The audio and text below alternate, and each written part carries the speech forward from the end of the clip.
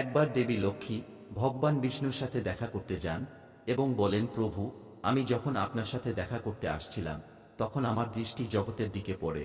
সেখানে আমি দেখলাম তিনজন নারী যারা নিজেদের মধ্যে বন্ধু ছিলেন, তাদের মধ্যে দুজন নারী বিধবা হয়ে দুর্বিষহ জীবন যাপন করছে, কিন্তু একজন নারী স্বামীর সাথে সুখী জীবন যাপন করছে। প্রভু, আমি কিছুতেই বুঝতে পারছি না যে এমনটা কেন হয়, তাই আমার মনে তিনটি প্রশ্ন উঠতে শুরু করেছে। আপনি এই তিনটি প্রশ্নের উত্তর দিয়ে আমাকে সন্তুষ্ট করার কৃপা করুন।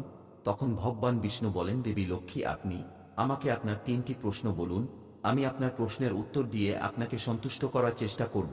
তখন দেবী লক্ষ্মী বলেন, আমার প্রথম প্রশ্ন, কোন নারীরা অকালে বিধবা হয়? আমার দ্বিতীয় প্রশ্ন, কোন নারীরা জীবনে কখনো সুখ পায় না? আমার তৃতীয় প্রশ্ন, কি এমন জিনিস যা স্ত্রী চাইলে স্বামীকে দিতে পারে না?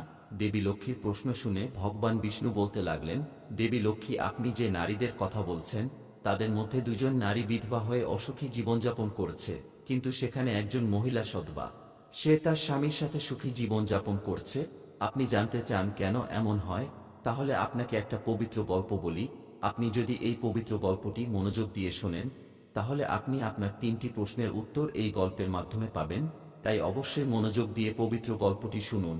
যে এই গল্পটি মনোযোগ দিয়ে শেষ পর্যন্ত শোনে, আমি তার ৩২টি পাপ ক্ষমা করি। তখন মাতা লক্ষ্মী বলেন, প্রভু, আপনি গল্প শুরু করুন, আমি অবশ্যই মন দিয়ে শুনব। তখন ভগবান বিষ্ণু বলেন, হে দেবী, আপনি তিনজন মহিলার মধ্যে যে সধবা মহিলার কথা বলছেন, তিনি স্বামীর সাথে সুখী জীবন যাপন করছে। সেই মহিলাটি আসলে একজন রাজা চাকরের স্ত্রী। সেই চাকরের তার স্ত্রীর প্রতি পূর্ণ আস্থা ও ভরসা আছে যে তার স্ত্রী পবিত্রতা, তাই তিনি তার সহকর্মীদের কাছে বারবার তার স্ত্রী পতিব্রতা প্রশংসা করতেন। একদিন রাজার চাকর তার স্ত্রীর এত প্রশংসা করল যে সে খবরটি ধীরে ধীরে রাজার দরবারে পৌঁছে গেল। তখন রাজা সেই চাকরকে ডেকে বললেন, তুমি সবাইকে বলছো তোমার স্ত্রীর পবিত্রতা, তোমার স্ত্রী কি সত্যিই পবিত্রতা? রাজার কথা শুনে চাকর বলল, আমার পূর্ণ বিশ্বাস আছে এবং তার চেয়েও বেশি বিশ্বাস আছে যে আমার স্ত্রীর সম্পূর্ণ পবিত্রতা। সেই সময় রাজার মহামন্ত্রী বলতে শুরু করেন, আমি যদি তোমার স্ত্রীর পবিত্রতা ধর্ম নষ্ট করি তাহলে তোমার কি শাস্তি হবে? তখন চাকর বলল, আমার স্ত্রীর পবিত্রতা ধর্ম ভঙ্গ করতে পারলে আমাকে মৃত্যুদণ্ড দেবেন, কিন্তু মহারাজ মন্ত্রী মহাশয়, আমার স্ত্রীর পবিত্রতা ধর্ম ভঙ্গ করতে না পারলে তার শাস্তি কি হওয়া উচিত? তখন রাজা বললেন, মন্ত্রীকেও মৃত্যুদণ্ড দেওয়া হবে। মন্ত্রী মেনে নিলেন এবং চাকরকে জিজ্ঞাসা করলেন, আমি কি জিনিস আনবো যাতে আমি বিশ্বাস করাতে পারি যে আমি তোমার স্ত্রীর পবিত্রতা ধর্ম ভঙ্গ করতে সফল হয়েছি? তখন চাকর বলল, মহামন্ত্রী, আমি আমার বিয়ের সময় একটি হাঁড়ি ও একটি সরা পেয়েছিলাম। আমার স্ত্রী সেগুলো খুব যত্ন সহকারে রেখেছে বিবাহের লক্ষণ হিসাবে। আপনি যদি আমার বাড়ি থেকে আমার বিয়ের সময় পাওয়া হাঁড়ি এবং সরা আনতে পারেন তাহলে আমি বিশ্বাস করব আপনি আমার স্ত্রীর পবিত্রতা ভঙ্গ করতে পেরেছেন। এখন এই শর্ত মেনে নেওয়ার পর মন্ত্রী শহরে গিয়ে এক মহিলার সাথে দেখা করে। সেই মহিলা ছিল খুবই দুষ্টু প্রকৃতির। সে সর্বদা একে অপরকে ভেদ করার জন্য কাজ করতেন। মহামন্ত্রী জানতেন আমার কাজ এই মহিলা ছাড়া আর কেউ করতে পারবেন না। অতএব সেই মন্ত্রী নিজের স্বার্থপরতার জন্য সেই দুষ্টু মহিলাকে বললেন, দেখো, রাজার এক চাকরের সাথে আমার বাজি হয়েছে। এই বলে সে তাকে বাজির সব কথা বলল। তুমি যেভাবেই হোক ওই চাকরের স্ত্রীর সাথে আমার যোগাযোগ করাতে পারো, আমি তোমাকে অনেক টাকা দেব। এভাবে মন্ত্রীর কথা শুনে দুষ্টু মহিলা বলতে লাগলেন, ভাই, ওই মহিলার কথা বলবেন না। সেই মহিলা সম্পূর্ণ পবিত্রতা, আপনার কথা বললে সে আমার গায়ে থুতু ফেলবে এবং আপনার চামড়া খুলে নেবে। এরপর মন্ত্রী বললেন, ঠিক আছে, তুমি যদি আমাকে তার সাথে যোগাযোগ করাতে না পারো তবে আমার জন্য একটা কাজ করো, তার বাড়ি থেকে হাঁড়ি এবং সরা চুরি করে নিয়ে এসো এবং যদি তার স্ত্রীর গোপন জায়গায় কোনো চিহ্ন থাকে তাহলে সেটা দেখে এসো। এই কাজটা করতে পারলে তুমি যা পুরস্কার চাইবে আমি তোমাকে দেব। তখন সেই দুষ্টু মহিলা বললেন, ঠিক আছে, আমি অবশ্যই আপনার কাজ করব। এরপর দুষ্টু মহিলা চাকরের বাড়িতে গিয়ে তার স্ত্রীকে বলে, বেটি, আমি তোমার স্বামীর মাসি, অনেক বছর পর এসেছি। তখন মহিলাটি বলল, তোমাকে আগে কখনো দেখিনি তাই চিনতে পারিনি। এরপর সেই পবিত্রতা নারী সেই দুষ্টু মহিলাকে সম্মানের সাথে আদর যত্ন করতে লাগল। এইভাবে সেই দুষ্টু মহিলা দুদিন তার বাড়িতে অবস্থান করল। এরপর একদিন সকালে যখন সেই পবিত্রতা নারীর স্নান করছিল তখন সেই মহিলা চোখ ধোয়ার অজুহাতে পবিত্রতা নারীর চোখে নোংরা জল ছিটিয়ে দিতে সেই মহিলার চোখ বন্ধ হয়ে গেল। সেই সুযোগ এসে দেখে নেয় পবিত্রতা নারীর গোপন জায়গা ডান পাশে একটা তিল আছে এরপর স্নান সেরে ওই পবিত্রতা নারী রান্নাঘরে গেলে সুযোগ পেয়ে চাকরের ঘর থেকে হাড়ি ও সরা চুরি করে দুষ্টু মহিলা সেখান থেকে উধাও হয়ে যায় এবং মন্ত্রীর সাথে দেখা করে হাড়ি ও সরা দিয়ে পবিত্রতার গোপন চিহ্নের কথা জানায়। মন্ত্রী সোজা রাজার দরবারে গিয়ে রাজাকে বললেন, মহারাজ, আমি চাকরের স্ত্রীর সাথে দুদিন কাটিয়ে এসেছি এবং এই হাড়ি ও সরা চাকরের স্ত্রীর হাত থেকে নিয়ে এসেছি। তখন রাজা চাকরকে দরবারে ডাকলেন। এরপর আর মন্ত্রীকে হাড়ি ও সরা দেখাতে বললেন এবং তার স্ত্রীর গোপন জায়গায় তিলের কথা বলতে বললেন। তখন চাকর মেনে নিলে, সত্যিই আজ আমার স্ত্রী পবিত্রতার ধর্ম ভঙ্গ করেছে।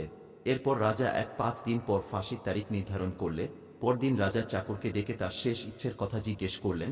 তখন চাকর বলল, আমি আমার স্ত্রীর সাথে শেষবারের মতো দেখা করতে চাই। তখন রাজা তাকে হুকুম দিলেন, ঠিক আছে, তুমি তোমার স্ত্রীর সাথে শেষবারের মতো দেখা করতে পারো। চাকরটি তার বাড়িতে গিয়ে স্ত্রীকে বলল, তুমি আমার ভরসায় বড় বিশ্বাসঘাতকতা করেছ। আমি তোমার ভরসার মন্ত্রীর কাছে এমন শর্ত দিয়েছিলাম যে আপনি যদি আমার স্ত্রীর পবিত্রতার ধর্ম নষ্ট করতে পারেন তাহলে আমাকে ফাঁসি দেবেন। এখন 5 দিন পর আমাকে ফাঁসি দেওয়া হবে। আমার সাথে বিশ্বাসঘাতকতা করে তুমি ঠিক করনি। তখন পবিত্রতা নারী তার স্বামীকে সব বলল, কিন্তু সে বিশ্বাস করল না এবং রাজার দরবারে পৌঁছে গেল। তখন রাজা তাকে আবার কারাগারে বন্দী করলেন।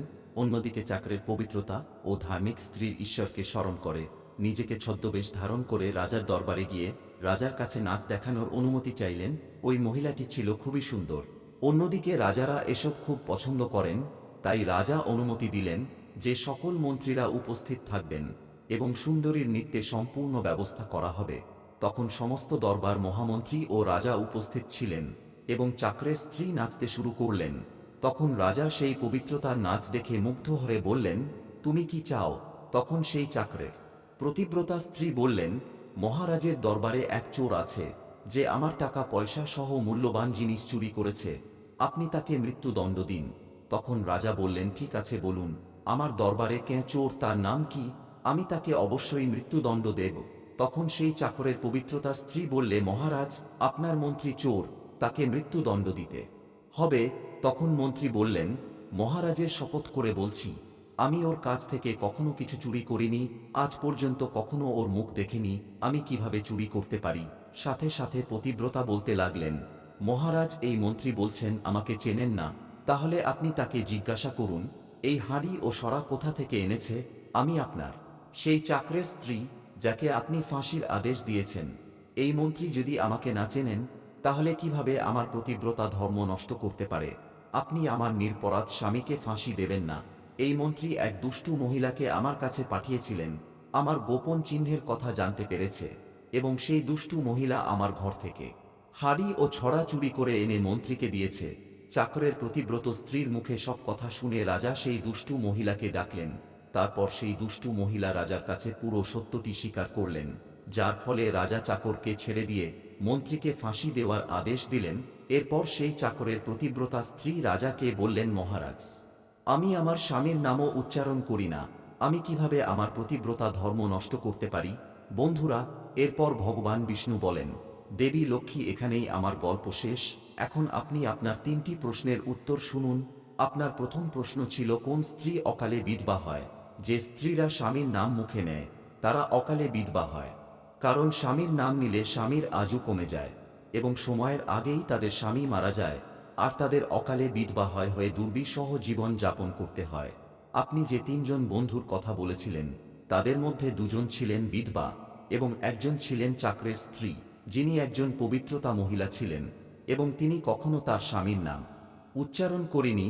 বাকি 2জন মহিলা তাদের স্বামীর নাম ধরে ডাকতেন, যার কারণে তাদের স্বামী আজু কমে যায় এবং তারপর উভয় মহিলায় অকালে বিধবা হয়ে যায় এবং আজ তারা অসুখী জীবনযাপন করছে।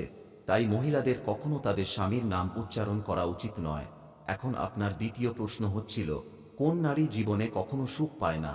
যে মহিলারা তাদের স্বামীর অনুমতি ছাড়া কোনো তীর্থস্থানে যায় তারা জীবনে কখনো সুখী থাকে না এবং তারা কখনো তার স্বামীর ভালোবাসা পায় না। এরপর ভগবান বিষ্ণু বলেন, আপনার দ্বিতীয় প্রশ্ন ছিল, কি এমন জিনিস যা স্ত্রী চাইলেও তার স্বামীকে দিতে পারে না? একজন চরিত্রবান নারী কখনোই তার স্বামীকে গালি দিতে পারে না। যে নারী গালি দেয় সে কখনো চরিত্রবান নারী নয় এবং সে নারী সব সময় দুঃখ কষ্ট ভোগ করে। এভাবে 3টি গল্প শোনার পর দেবী লক্ষ্মী তার 3টি প্রশ্নের সম্পূর্ণ রূপে সন্তুষ্ট হয় এবং বলেন প্রভু বাস্তবে একজন ভালো চরিত্রের মহিলা কখনোই অসুখী জীবনযাপন করতে পারে না, কারণ দেবী লক্ষ্মী এমন বাড়িতে বসবাস করে এবং সেই ঘরটি সর্বদা ধন সম্পদে ভরা থাকে। এই ধরনের মহিলারা সর্বদা তাদের ঘর স্বর্গ করে তোলে।